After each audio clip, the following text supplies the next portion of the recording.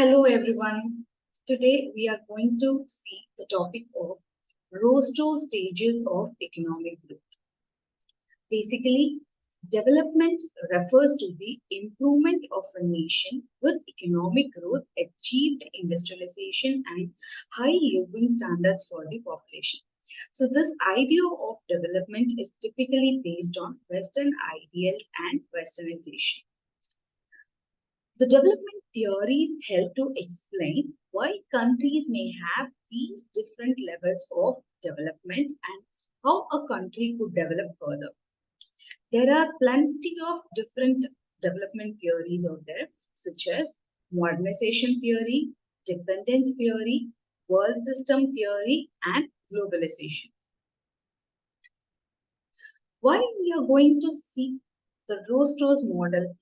Because the ROSTOW'S model is a modernization theory model which depicts how countries move from an underdeveloped society to the one that is more developed and modern.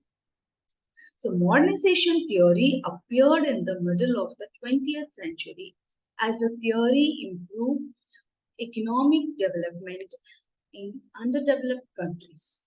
So, modernization theory casts development as a uniform evaluationary route that all societies follow, from agriculture, rural, and traditional societies to post industrial, urban, and modern. So, according to Rostow, for a country to become fully developed, it must follow 5 particular stages. As time progresses, a country will go through each stage of economic growth and eventually reach the final stage as a fully developed nation. So, the 5 stages of economic growth are traditional society, preconditions for takeoff, drive to maturity, and finally the age of high mass consumption. The first stage of Rostow's economic growth theory is traditional society. This initial stage of traditional society signifies a primitive society having no access to modern science and technology.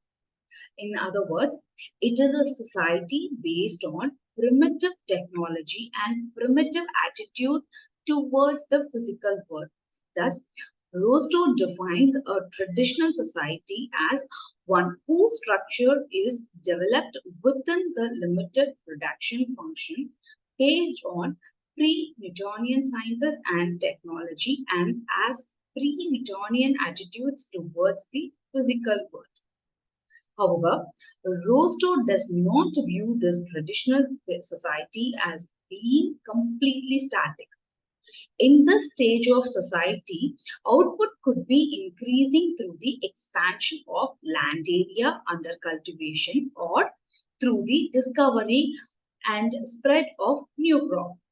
But the critical fact about this type of society is that there is a limit to attainable output per head. This limit arises due to the absence of access to the modern science and technology. This type of society allocates a large proportion of its resources to agriculture and is characterized by a hierarchical society or hierarchical social structure in which there is a little possibility for vertical mobility. So the value system that prevails in such a society is what Rostow called a long-term fatalism. People of these societies think that not much economic progress is possible for them and for their future generation. The second stage of Rostow's economic growth is preconditions or the preparatory stage. In this stage, it covers a long period of a century or more during which the preconditions for takeoff are established. These conditions mainly comprise fundamental changes in the social, political, and economic fields. For example, a change in a society's attitude towards science, risk taking, and profit earning, the adaptability of the labor force, political sovereignty, development of a centralized tax system and financial institutions, and finally, the construction of certain economic and social infrastructures like railways, port, power generation, and educational institutions. India did some of these things in the first 5-year plan period, that is from 1951 to 56.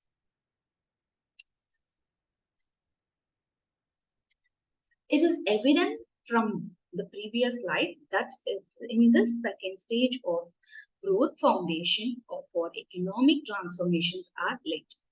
The people start using modern science and technology for increasing productivity in both agriculture and industry.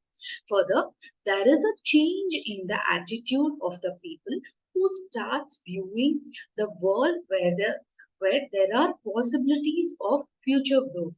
A new class of entrepreneurs emerge in the society who mobilize savings and undertake investment in new enterprises and bear risks and uncertainty. In this pair of political organization, it is during this stage that an effective centralized nations starts emerging. Thus, in this stage of preconditions for takeoff, Rostow views agriculture as performing three rules. First, agriculture must produce sufficient food grains to meet the demand of growing population and of the workers who get employment in agriculture. The second condition is increase in agriculture income would lead to the demand for industrial products and stimulate industrial investment. Third, expanding agriculture must provide much of the savings needed for the expansion of the industrial sector. The next and the important stage in economic growth is, according to Rostow, is the takeoff stage. This is the crucial stage which covers a relatively brief period of 2 to 3 decades in which the economy transforms itself in such a way that economic growth subsequently takes place more or less automatically. So the takeoff stage is defined as the interval during which the rate of investment increases in such a way that the real output per capita rises, and this initial increase carries with it radical changes in the techniques of production and the disposition of income flows, which perpetuate the new scale of investment and perpetuate thereby the rising trend in the per capita output. So the term takeoff implies three things. First, the proportion of investment to the national income must rise from 5% to 10% and more so. It will outstrip the likely population growth. Second, the period must be relatively short so that it should show the characteristics of an economic revolution. And the third is it must culminate in self-sustaining and self-generating economic growth. Thus, during the takeoff stage, the desire to achieve economic growth to raise the living standards dominates the society. Revolutionary changes occur in both agriculture and industry, and productivity level sharply increases. So there is a greater urbanization and urban labor force increases in a relatively short period of a decade or two. Both the basic structure of the economy and social and political structure is changed so that the self-sustaining growth can be maintained. The fourth stage of Rostow's economic growth is drive to maturity, that is the period of self-sustained growth. This stage of economic growth occurs only when the economy becomes mature and is capable of generating self-sustained growth. The rates of savings and investment are of such a magnitude that economic development becomes automatic.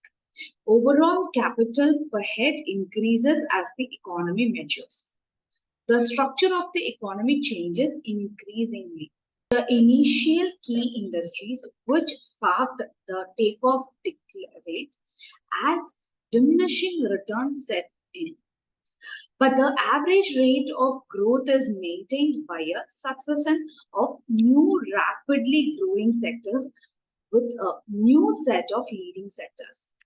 The proportion of the population engaged in agriculture and other rural pursuits declines, and the structure of the country's foreign trade undergoes a radical changes. It is with both the problems and the cyclical movement of national income in such a mature growing economies in this fourth stage that the bulk of modern theoretical economics is concerned.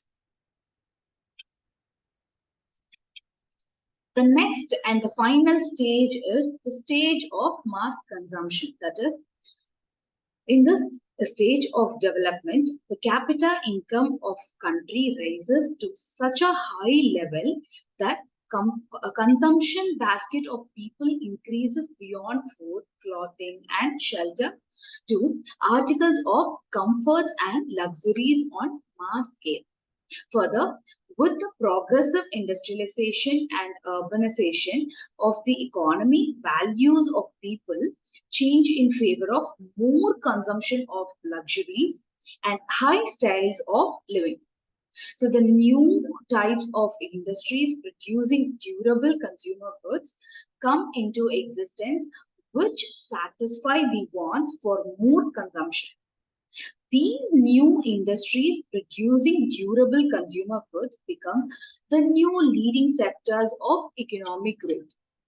In 1960s, his most notable novel was published, that is the stages of economic growth, in which he explained that the development was merely a linear process which countries must follow to achieve the development. At the time of development was seen as a modernization process exampled by a powerful Western countries dominated by the capitalism and democracy countries. Although Rostow's model has its advantage, it has been heavily criticized since its birth. In fact, his model is incredibly flawed for the following reasons. First, the first stage is not necessary for development countries like Canada because it never had a traditional stage and have still ended up a highly developed nation. Second, the model is categorically split into 5 stages. However, crossovers often exist between these stages. Each stages may have characteristics of other stages, showing the process to be not as clear cut as Rostow says. Third, this model doesn't consider the risk of countries going backward, nor what happens after the stage 5. In his model, Rostow highlights the importance of manufacturing industries like textile or transport, infrastructure, etc. However, he doesn't take into account the expansion of other industries which could also lead to the economic growth. Last, environmentalists are huge critics of this model because the final stage focuses on the mass consumption of resources, which leads to the current climate crisis, which is not favorable. So this is all about the Rostow's economic growth model. I hope I have made it clear. Thank you for watching this video.